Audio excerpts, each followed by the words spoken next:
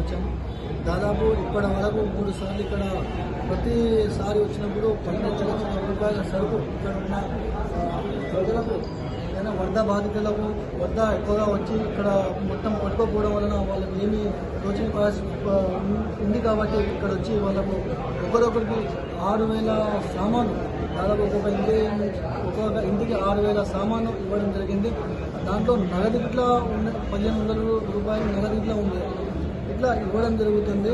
ఇప్పటి వరకు ఒకసారి 12 లక్షలు, రెండోసారి 12 లక్షలు, ఇప్పుడు మూడోసారి ఇట్లా ఈరోజు ఇవ్వడం జరిగింది. దాదాపు 36 లక్షల వరకు ఈరోజు సబీల్ ట్రస్ట్ మహబూబ్ నగర్ వారి ఆధ్వర్యంలో, మౌలానా నయీం కౌసర్ ప్రసాదీ వారి ఆధ్వర్యంలో, వ్యవస్థాపకుడు మౌలానా నయీం కౌసర్ గారి ఆధ్వర్యంలో ఈరోజు వరకు ఇవ్వడం జరిగింది.